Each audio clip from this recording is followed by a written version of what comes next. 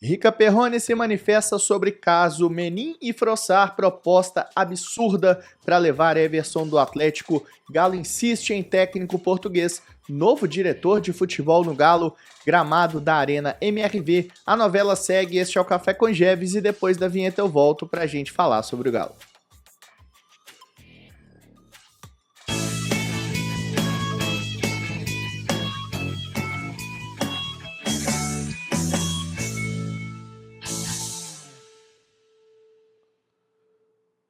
Muito bom dia, massa atleticana, chegando com um Café com Geves aqui no Bica Galo, conteúdo que vai ao ar sempre de segunda a sexta-feira às 8 da manhã, sempre para trazer informações, para te deixar aqui bem atualizado sobre os bastidores e as notícias do maior clube desse estado, beleza? Então já chega chegando deixando aquele like pra gente, se inscreve aqui no canal Bica Galo e ativa o sininho de notificações para não perder nenhum conteúdo aqui no canal Bica Galo, hein? Hoje o canal está repleto de notícias aqui no Café com Geves, então já chega aí para a gente atualizar, né, começar o seu dia com as primeiras notícias do Galo, sempre aqui comigo no Café com Geves. Bom, a gente tem muita coisa para falar, a gente vai falar sobre mercado da bola, né, o Atlético tem proposta aí pelo Everson, vamos falar de possível novo treinador no Galo, possível novo diretor no Galo. Esse negócio do gramado da Arena MRV é um pouco inacreditável que eu vou comentar com vocês, mas eu quero começar a falar sobre essa questão do Rica Perrone, né?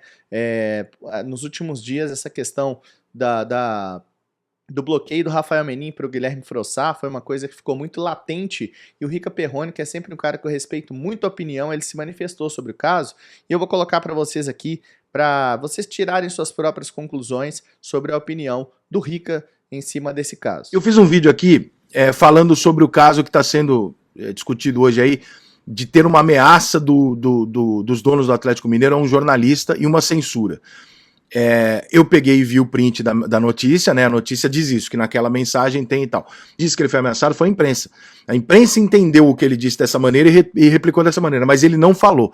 Então, como eu já fui vítima várias vezes de ter dito alguma coisa que os outros interpretaram e eu passei a ter falado, eu vou ser justo, faço questão de fazer outro vídeo aqui para pedir desculpa pro Guilherme e dizer, não, então se não foi o Guilherme que partiu, a minha opinião se mantém exatamente a mesma estruturalmente sobre tudo, a imprensa defender censura só quando ela quer e tal, mas não partiu do Guilherme, tá? Então, o Guilherme não está dizendo que ele foi ameaçado ou censurado e tal, quem está dizendo isso são as outras pessoas interpretando isso, a imprensa convencional, fazendo do método tradicional sensacionalista, covarde, e escolhendo as pessoas para dizer que isso aqui é censura, não é se revoltando contra a censura só quando convém a ela, né, que é o que ela sempre fez, normalmente ligado à ideologia, nesse caso provavelmente por alguma questão de relacionamento com a diretoria do Galo, e seguramente por causa do resultado, porque se o Atlético tivesse sido campeão, ninguém estava noticiando nada disso, fazendo isso, porque obviamente isso não ia dar o resultado esperado, né? Então a gente sabe como é que as coisas funcionam, mas não houve censura na mensagem. Acho que o Rafael Menin foi mal educado com ele ao falar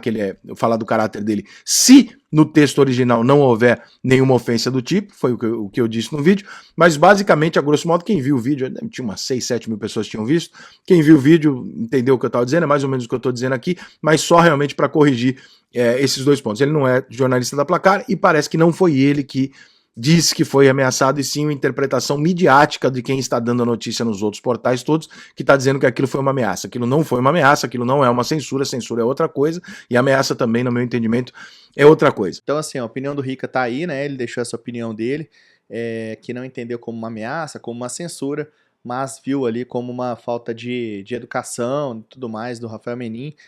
O assunto continua repercutindo, né? Como eu disse, eu gosto muito da opinião do Rica e fica aí para você opinar sobre o que você pensa a respeito, beleza?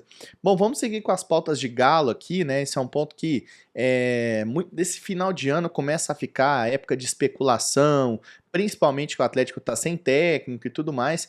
E a primeira coisa que eu quero trazer para vocês aqui é sobre uma proposta proibitiva, uma proposta pesada do Bahia para levar o Everson, tá?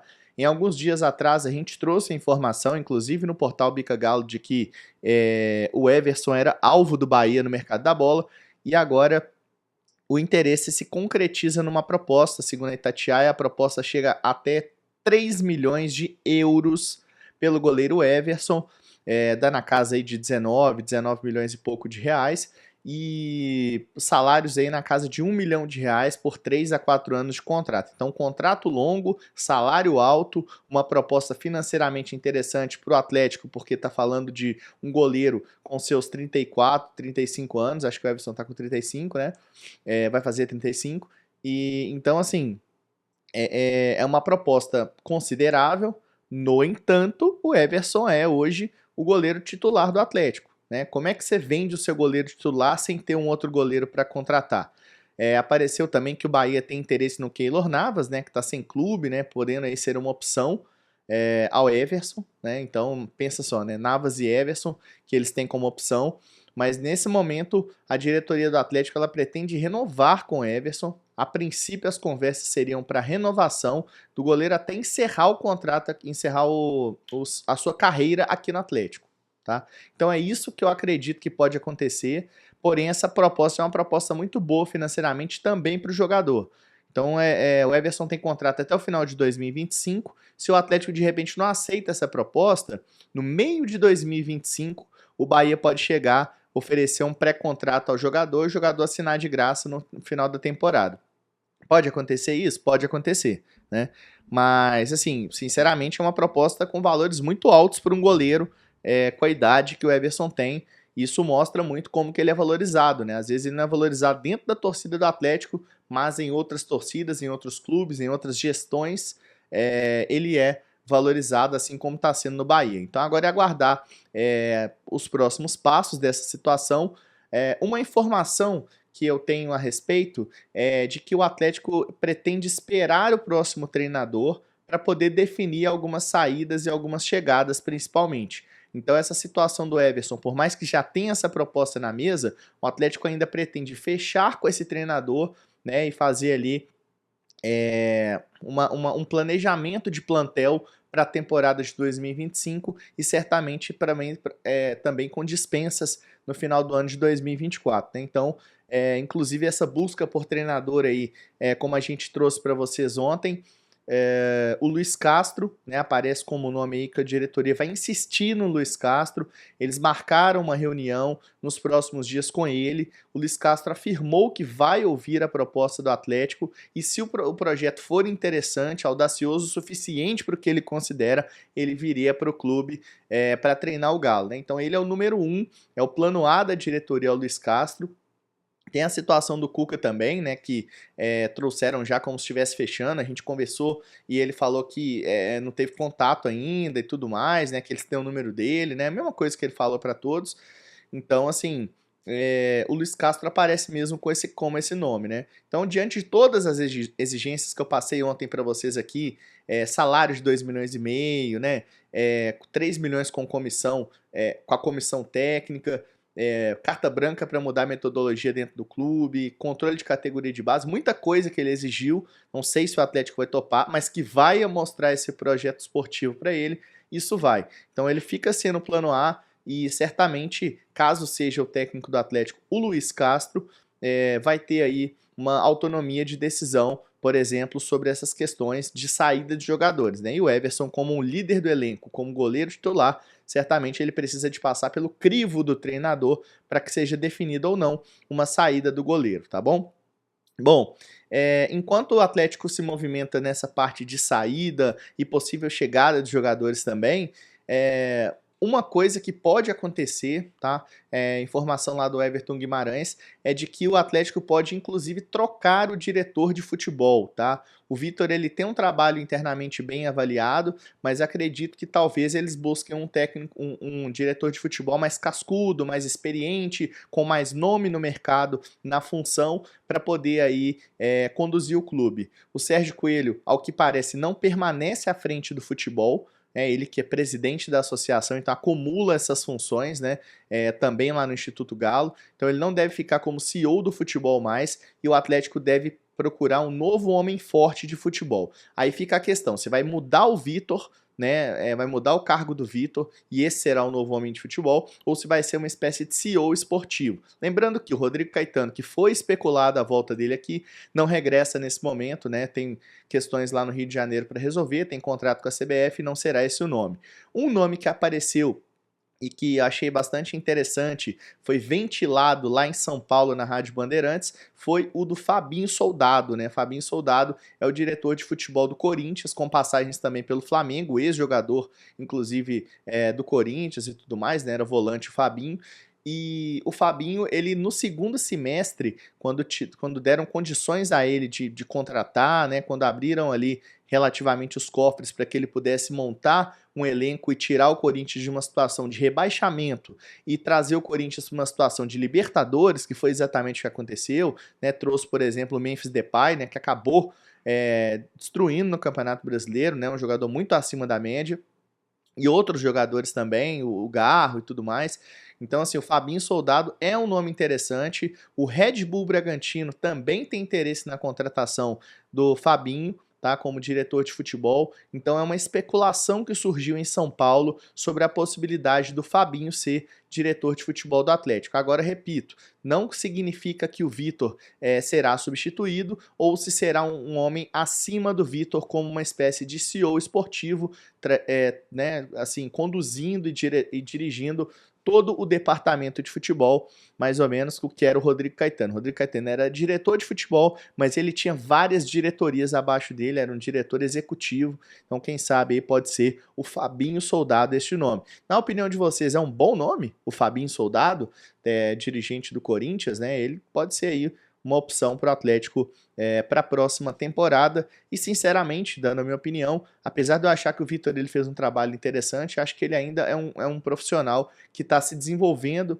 no cargo dele, né? Então acredito que futuramente ele pode se transformar num grande diretor de futebol, mas ainda não é o momento. Acho que o Atlético precisa de alguém mais experiente, com mais nome no mercado, e talvez o Fabinho possa ser esse dirigente. Também tenho minhas dúvidas, fez um trabalho interessante no Corinthians, passou pelo Flamengo, mas não é também um nome tão conhecido assim. Mas, para ser sincero, também a gente não vê tantas opções no mercado. Então, às vezes, se não deu certo com um, talvez valha a pena fazer essa troca, né? Então, vamos ver se vai trocar de fato esse homem forte de futebol, o Galo. Bom, outra coisa que a gente precisa de falar aqui é sobre a questão do gramado da Arena MRV. Eu já vou falar isso para você. Primeiro, deixa eu falar aqui da Investe Proteção Veicular, a melhor proteção veicular do Brasil. Aqui no Bica Galo você não paga adesão, você tem inclusive 13% de desconto no primeiro boleto. É proteção contra colisão, incêndio, furto, roubo e todas as melhores coberturas, reboque 700 km, proteção 24 horas, tá? E sem consulta ao SPC. Conheça a Investe, faça a sua cotação, abrace essa ideia, porque proteção não é caro. Caro é o imprevisto, o link de cotação tá aqui na descrição do Café com Jeves, beleza? Bom, seguindo sobre essa questão do gramado, é uma questão muito, assim, inacreditável. Por que eu vou falar isso, tá?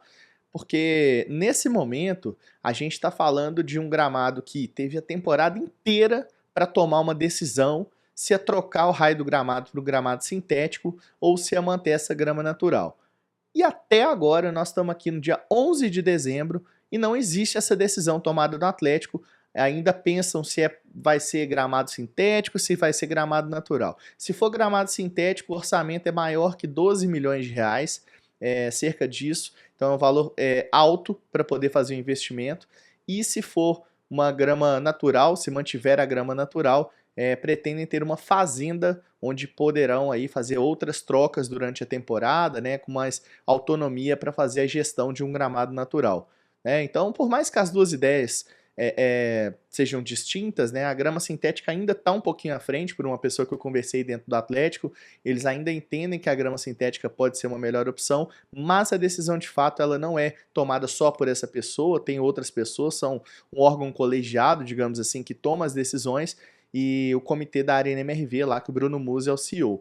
Então, assim, de fato não está tomada essa decisão e preocupante, né? Porque dia 11 de dezembro, né, a temporada volta daqui a um mês, mais ou menos, e ainda não tem essa decisão, tem que resolver, porque demora mais de 30, 40 dias para fazer a troca. Então vamos ver como é que vai ser essa situação. deveriam já ter resolvido essa situação, né? Particularmente, eu acho que a grama sintética ela propicia uma possibilidade do clube utilizar o estádio também para eventos, assim arrecada mais, né? Shows, por exemplo, na Arena MRV, e ela tem um menor potencial de desgaste do que a grama natural, né? Então poderia ser uma questão de utilização para outros tipos de eventos, né, de shows e tudo mais na Arena MRV, então para isso seria melhor o sintético. Mas o jogador de futebol mesmo, ele sempre prefere o gramado natural. Vamos ver qual que vai ser a decisão da diretoria a esse. Para a gente fechar aqui, o Roger Guedes voltando para o futebol brasileiro, segundo informações, é o primeiro reforço a ser negociado pela nova diretoria do Flamengo. O Flamengo trocou de presidente, elegeu agora o BAP, né? E o Roger Guedes é o primeiro nome na lista de reforços dos caras. Roger Guedes que destruiu lá no mundo árabe, fez 34 gols e 6 assistências em 40 e poucas partidas. É um jogador que eu adoraria ver de volta por aqui, mas infelizmente tá indo pro lado de lá, tá indo pro Flamengo. Beleza, galera? Muito obrigado pela audiência de vocês. Por favor, não saia sem deixar o seu like. Se inscreva no canal Bica Galo. Ative o sininho de notificações. Galera que chega aí do Breno Galante, todos muito bem-vindos por aqui. Um abraço para todo mundo. Fiquem com Deus. A qualquer momento a gente volta. E siga o Bica Galo também nas redes sociais. É sempre @canal Bica Galo. Um abraço para todo mundo. Fiquem com Deus. Eu sou Marco Geves. Eu fui.